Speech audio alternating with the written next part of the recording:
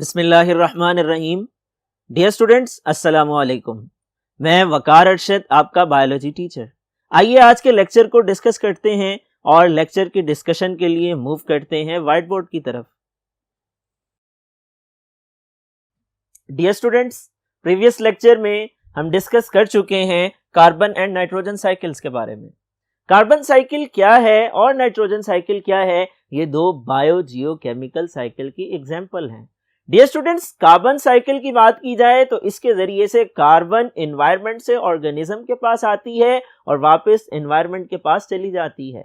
Nitrogen cycle की बात की जाए तो नाइट्रोजन एटमॉस्फेयर से ऑर्गेनिज्म के पास आती है, एनवायरनमेंट से ऑर्गेनिज्म के पास आने के बाद वापस एनवायरनमेंट की तरफ चली जाती है। बायोजियोकेमिकल साइकिल्स दरअसल साइक्लिक पाथवेज हैं जिनके जरिए से मुख्तलिफ मटेरियल्स और न्यूट्रिएंट्स मूव करते हैं एनवायरनमेंट से ऑर्गेनिज्म की तरफ और ऑर्गेनिज्म से वापस एनवायरनमेंट की तरफ, और इनको हम न्यूट्रिएंट साइकिल का नाम भी देते हैं। कार्बन साइकिल के हवाले से हम डिस्कस कर चुके हैं, कार्बन मेजर सोर्स है ज़्यादातर बायोमोलिक्यूल्स का, और कार्बन ग्रेफाइट और डायमंड की सूरत में पाई जाती है, और इसी तरह से कार्बन डाइऑक्साइड की सूरत में पाई जाती है। कार्बन डाइऑक्साइड लिविंग वर्ल्ड में एंटर होती है प्लांट्स के जरिए से। पौधे फोटोसिंथेसिस के अमल के जरिए सूरज की रोशनी को इस्तेमाल करते हैं, कार्बन डाइऑक्साइड को जज़ब करते हैं और मिट्टी से पानी को लेते हैं।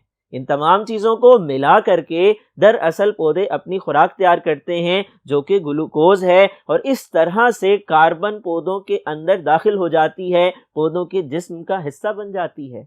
डियर स्टूडेंट्स, ये पौधे इस खुराक को अपनी बॉडी एक्टिविटीज के लिए इस्तेमाल करते हैं। इसी तरह से इन पौधों को जब जानवर खाते हैं ये उनको मुंतकिल हो जाती है, और रेस्पिरेशन के अमल के दौरान रिवर्स प्रोसीजर होता है, ग्लूकोज का मॉलिक्यूल टूटता है, कार्बन दोबारा से कार्बन डाइऑक्साइड की फॉर्म में रिलीज होती है, एनवायरनमेंट में वापस चली जाती है। इसी तरह से जब जानदार मर जाते हैं, मिट्टी में दब जाते हैं, उनके गलने सड़ने के अमल के दौरान भी कार्बन रिलीज होती है और एटमॉस्फेयर में वापस चली जाती है। ये दो मेजर फिनोमेना हैं फोटोसिंथेसिस और रेस्पिरेशन के, जिनके जरिए से कार्बन साइकिल मुकम्मल होती है। डियर स्टूडेंट्स, कार्बन साइकिल की तरह नाइट्रोजन साइकिल भी एक बायो जियोकेमिकल साइकिल है, और नाइट्रोजन बहुत ज़्यादा अहमियत की हामिल है पौधे की जिंदगी के लिए, इंसानों और जानवरों की जिंदगी के लिए। नाइट्रोजन की बात की जाए तो ये N2 की फॉर्म में भी पाई जाती है। अर्थ में सॉइल के अंदर कार्बोनेट और बाइकार्बोनेट के अंदर कार्बन पाई जाती है। इसी तरह से नाइट्रोजन का मेजर सोर्स एटमॉस्फेयर है। एटमॉस्फेयर के अंदर नाइट्रोजन नाइट्रोजीनियस गैस की सूरत में पाई जाती है। डियर स्टूडेंट्स, नाइट्रोजन पौधों के लिए काबिल इस्तेमाल नहीं होती जब तक वो नाइट्रेट या नाइट्राइट में तब्दील ना हो जाए। इसलिए कार्बन साइकिल की तरह नाइट्रोजन साइकिल भी जो मुख्तलिफ मराहिल पर मुश्तमिल है, उसका पहला मरहला नाइट्रेट फॉर्मेशन होता है। नाइट्रेट बनने का अमल दो तरह से होता है, एक को नाइट्रोजन फिक्सेशन कहा जाता है, दूसरे को अमोनिफिकेशन और नाइट्रिफिकेशन का नाम दिया जाता है। नाइट्रोजन फिक्सेशन के जरिए भी नाइट्रेट्स बनते हैं, अमोनिफिकेशन और नाइट्रिफिकेशन के जरिए भी नाइट्रेट्स बनते हैं। डियर स्टूडेंट्स, नाइट्रोजन फिक्सेशन तीन तरह से होती है, बायोलॉजिकल, और इसी तरह से एटमॉस्फेयर, और इसी तरह से इंडस्ट्रियल नाइट्रोजन फिक्सेशन। ये तमाम तरीके नाइट्रोजन को नाइट्रेट में तब्दील करते हैं, और जब नाइट्रोजन नाइट्रेट में तब्दील हो जाती है, पौधों के लिए काबिल इस्तेमाल हो जाती है, पौधे उनको जज़ब कर लेते हैं। इसके बाद अगला मरहला एसिमिलेशन का है। जब नाइट्रेट बन जाते हैं, पौधे के जिस्म का हिस्सा बन जाते हैं, बॉडी सब्सटेंसेस की डेवलपमेंट में किरदार अदा करते हैं, और पौधे उनसे नशोनुमा का काम लेते हैं, मेटाबॉलिज्म में हेल्प लेते हैं। इसके बाद आखिरी मरहला डीनाइट्रिफिकेशन का है। जब पौधे और जानवर मर जाते हैं, उनके जिस्मों में जो नाइट्रोजन है नाइट्रेट और नाइट्राइट की फॉर्म में है, वो डीनाइट्रिफिकेशन के अमल से गुजरती है। अमोनिफाइंग बैक्टीरिया उसको अमोनिया में तब्दील करते हैं, नाइट्रीफाइंग बैक्टीरिया उसको नाइट्रेट में तब्दील करते हैं। इसी तरह से डीनाइट्रीफाइंग बैक्टीरिया दोबारा से नाइट्रेट को अमोनिया और नाइट्रोजन में तब्दील करते हैं, और जब वो नाइट्रोजन N2 की फॉर्म में गैसियस हालत में तब्दील हो जाती है, वो एटमॉस्फेयर का हिस्सा बन जाती है। जो नेक्स्ट टॉपिक है वो है interactions in ecosystem. Dear students, interactions in ecosystem की बात की जाए तो इस टॉपिक को सुनने के बाद जो पहला सवाल जहन में आता है, इंटरेक्शन का मतलब क्या है। इंटरेक्शन कहा जाता है मेल मिलाप को, लेन देन को, आपस के ताल्लुकात को। और इंटरेक्शन इन इकोसिस्टम का मतलब क्या है? किसी इकोसिस्टम में रहने और बसने वाले जानदारों के आपस के ताल्लुकात। Dear students, interaction in ecosystem की फर्दर 3 टाइप्स हैं। वो कौन कौन सी हैं? सबसे पहले कंपटीशन है, उसके बाद प्रीडेशन है और उसके बाद सिम्बायोसिस है। हम कंपटीशन को समझने की कोशिश करते हैं, उसके बाद अगला टॉपिक प्रीडेशन होगा और लास्ट में हम सिम्बायोसिस को डिस्कस करेंगे। डियर स्टूडेंट्स, आज का टॉपिक इंटरेक्शंस इन इकोसिस्टम है। इंटरेक्शंस इन इकोसिस्टम का मतलब यह है किसी भी इकोसिस्टम में रहने वाले जानदारों के मेल मिलाप, आपस के ताल्लुकात। Dear students, interaction in ecosystem 2 तरह के होते हैं और वो 2 टाइप्स हैं, इंटरस्पेसिफिक और इंट्रास्पेसिफिक। इंट्रास्पेसिफिक इंटरेक्शंस की बात की जाए तो ये एक ही स्पीशीज के मुख्तलिफ जानदारों के आपस के ताल्लुकात हैं। इसी तरह से अगर इंटरस्पेसिफिक इंटरेक्शंस की बात की जाए तो ये मुख्तलिफ स्पीशीज के जानदारों के आपस के ताल्लुकात हैं। डियर स्टूडेंट्स, इन इंटरेक्शंस की 3 टाइप्स हैं। इन 3 टाइप्स को एक एक करके आइए डिस्कस करते हैं। डियर स्टूडेंट्स, कंपटीशन है, प्रीडेशन है और सिम्बायोसिस है। कंपटीशन से क्या मुराद है? ये किस किस्म का इंटरेक्शन है, किन जानदारों में पाया जाता है, यही हमारा नेक्स्ट टॉपिक है। इसी तरह से प्रीडेशन किसको कहा जाता है, इसमें क्या होता है, किस किस्म का ताल्लुक है और किन जानदारों में पाया जाता है, ये भी हमारा नेक्स्ट टॉपिक है। और सिम्बायोसिस से क्या मुराद है, ये किस किस्म का रिलेशनशिप है, इसकी फर्दर कौन कौन से टाइप्स हैं, किन जानदारों में ये पाया जाता है, ये सब हम एक एक करके स्टेप बाय स्टेप समझने की कोशिश करते हैं। डियर स्टूडेंट्स, सबसे पहले अगर हम बात करें तो कंपटीशन इंटरेक्शन की किस्म है जो कि यहां पर मेंशन है। कंपटीशन का मतलब क्या है? कंपटीशन को उर्दू में मुकाबला कहा जाता है। ये मुकाबला है 2 मुख्तलिफ जानदारों में जो एक स्पीशीज से ताल्लुक रखते हैं, वो प्लांट्स और एनिमल्स के दरमियान भी हो सकता है। ये मुकाबला है कुदरती वसाइल के लिए जो मुख्तलिफ किस्म के होते हैं, जैसा कि ग़िज़ाई अज्जा हैं और सर ढांपने की जगह है, रहने की जगह है। डियर स्टूडेंट्स, इसकी डेफिनेशन अगर शॉर्ट क्वेश्चन में पूछ ली जाए तो आप इसका आंसर यूं लिख सकते हैं।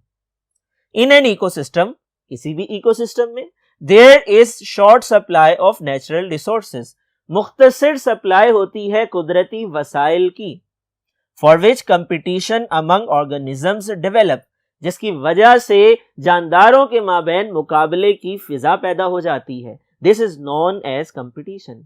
डियर स्टूडेंट्स, कंपटीशन की फर्दर 2 टाइप्स हैं और वो 2 टाइप्स क्या हैं? Number 1 intraspecific competition and number 2 interspecific competition.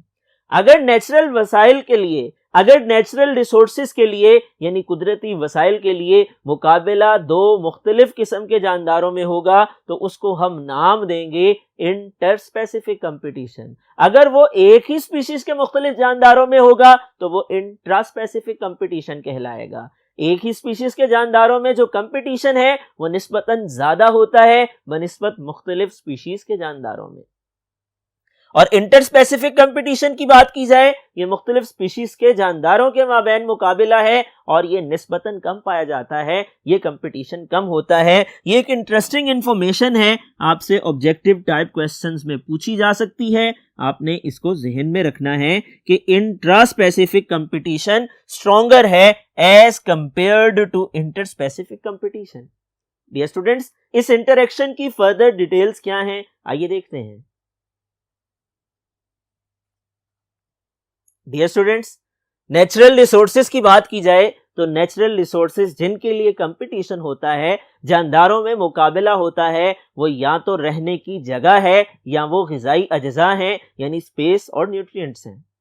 इसके अलावा प्लांट्स में भी कंपटीशन पाया जाता है और ये कंपटीशन रहने की जगह के लिए है, रोशनी के हसूल के लिए है, पानी हासिल करने और मिनरल को जज़ब करने के लिए है। ये इंफॉर्मेशन भी इंपॉर्टेंट है, आपके इल्म में होनी चाहिए, ऑब्जेक्टिव टाइप क्वेश्चंस में पूछी जा सकती है। ये था कंपटीशन का टॉपिक जिसको हमने समझने की कोशिश की। इसके बाद नेक्स्ट इंटरेक्शन की टाइप है प्रीडेशन। आइए देखते हैं प्रीडेशन किन जानदारों में होती है और इसमें क्या तब्दीलियां होती हैं, क्या मेल मिलाप होता है, क्या लेन देन होता है और किस तरह से होता है।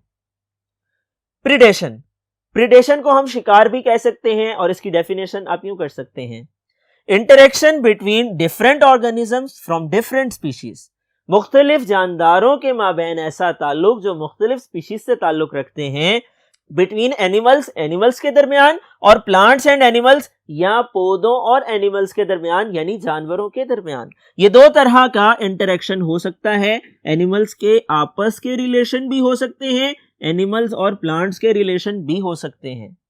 अगर हम एनिमल्स की बात करें तो एनिमल्स भी एक दूसरे का शिकार करते हैं, और अगर हम प्लांट्स और एनिमल्स के इंटरेक्शन की बात करें तो इनमें भी प्रीडेशन का अमल पाया जाता है। फर्दर हम डिटेल को एग्जाम्पल से समझ लेते हैं। इन विच वन प्रीडेटर, जिसमें एक शिकारी होता है, अटैक हमला करता है, किल्स मार देता है, and feeds on the other, और दूसरे को खुराक बनाता है। जो खुराक बनने वाला है वो प्रे कहलाता है, जो खुराक बनाता है वो प्रीडेटर कहलाता है। प्रीडेटर को शिकारी कहा जाता है, प्रे को शिकार कहा जाता है। डियर स्टूडेंट्स, ये मुख्तसर सी डेफिनेशन आप शॉर्ट क्वेश्चन के जवाब में लिख सकते हैं कि इंटरेक्शन है between different organisms from different species, between animals और plants and animals, in which one predator attacks, kills and feeds on the other, that is prey. Dear students, इसकी फर्दर एग्जांपल्स क्या हैं, आइए देखते हैं।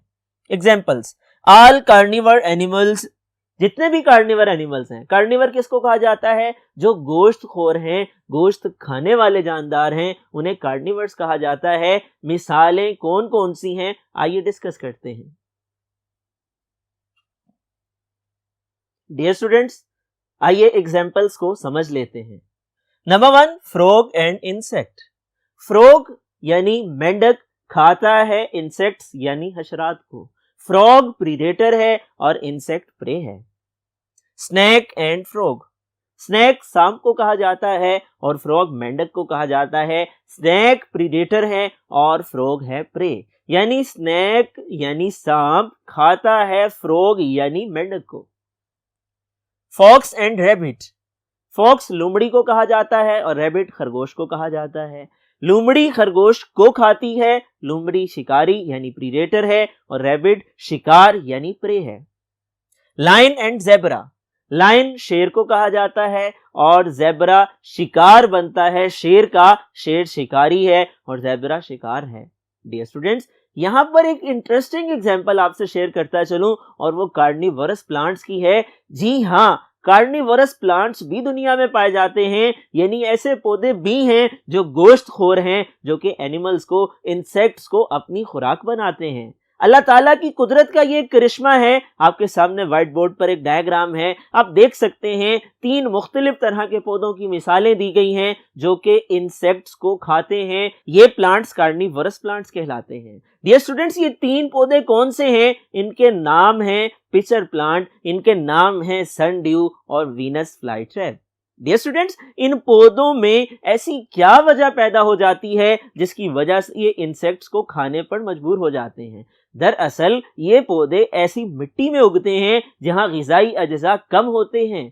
उन ग़िज़ाई अज्जा की कमी को पूरा करने के लिए अल्लाह ताला ने इनकी शक्ल सूरत कुछ इस तरह की बनाई होती है कि इंसेक्ट्स इनकी तरफ अट्रैक्ट होते हैं, मुतवज्जे होते हैं, इनके खूबसूरत रंगों से मुतासिर होते हैं, इनकी शक्ल सूरत से मुतासिर होते हैं, और जब इनके ऊपर आते हैं चिपक जाते हैं या उनको ट्रैप कर लेते हैं, उनके जिस्म से ग़िज़ाई अज्जा को जज़ब कर लेते हैं, सक कर लेते हैं, और सक करने के बाद जब वो डेड हो जाते हैं उनको बाहर फेंक देते हैं। डियर स्टूडेंट्स, ये अल्लाह ताला की कुदरतों में से एक कुदरत है, निशानियों में से एक निशानी है। सोचने और समझने वालों के लिए अकल का मकाम है कि अल्लाह ताला कैसी कैसी मखलूकात का पैदा करने वाला है। उन मखलूकात में ऐसे पौधे भी शामिल हैं जो कि गोश्त खाने वाले हैं और इन्हें कार्निवोरस प्लांट्स कहा जाता है। ये प्रीडेटर प्लांट्स हैं और ये प्रे बनाते हैं इंसेक्ट्स को।